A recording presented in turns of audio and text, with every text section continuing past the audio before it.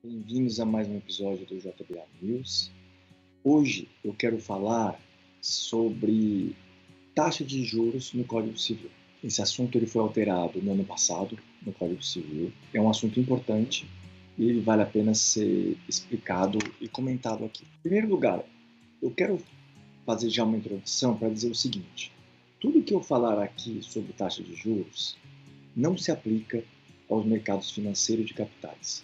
Ou seja, tudo o que o Código Civil trata não é aplicado a operações bancárias no mercado de capitais, porque essas operações são reguladas por outra lei, que é a Lei 4595, e pelo Conselho Monetário Nacional.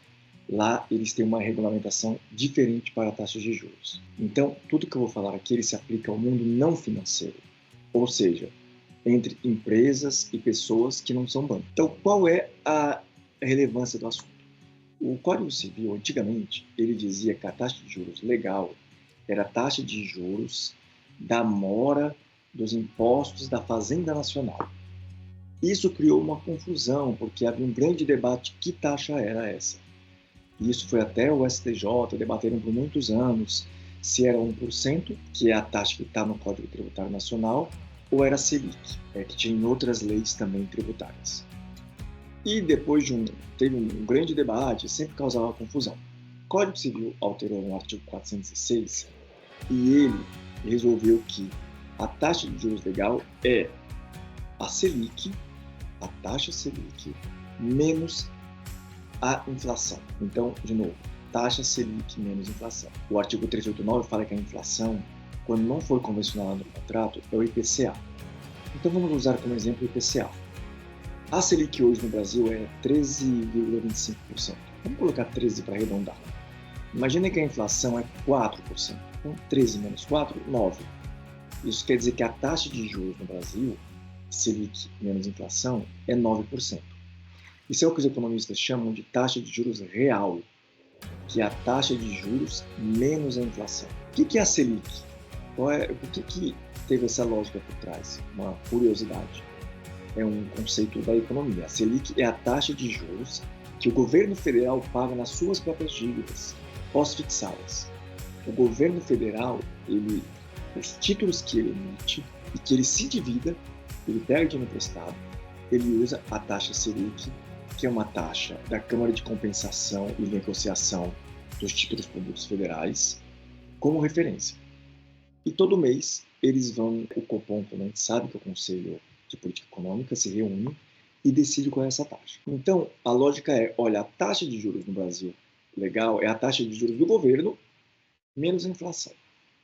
Tem um detalhe importante. No Brasil existe a lei de usura, que é uma lei de 1933, que é da época de Getúlio Vargas, mas está em vigor.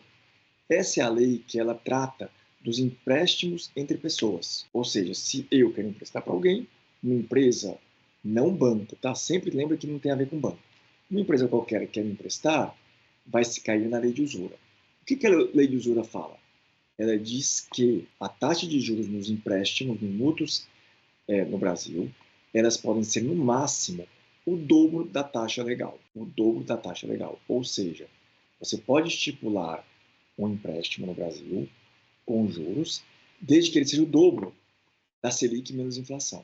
Então, no meu exemplo aqui, era 9%, né, que era 13 menos 4. Então, nós estamos falando que a taxa de juros legal para fins da lei de usura seria 18% ao ano.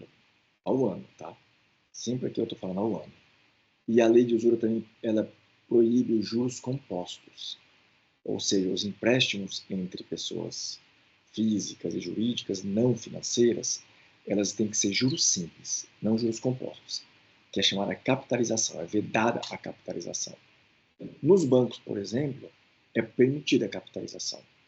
Por isso que eu falei, é outro regulamento. Uma coisa importante que a lei fala que é a taxa de juros legal, ela se aplica a Selic menos inflação, desde que ela não esteja prevista em contrato, não tenha sido estipulada entre as partes, seja o contrato seja silencioso, ou a lei preveja que haja juros. De novo, se as partes decidirem colocar uma taxa de juros, aí vai ter que ser aplicada a lei de usura. Existe um limite para isso. E o limite é o dobro da taxa legal. Então, esse assunto está, para fins de legislação, esclarecido, não tem dúvida, e ele é, de acordo com economistas e financistas, ele é tecnicamente correto, ou seja, a taxa de juros que de fato faz diferença na economia é a taxa de juros real. Muito obrigado e até a próxima.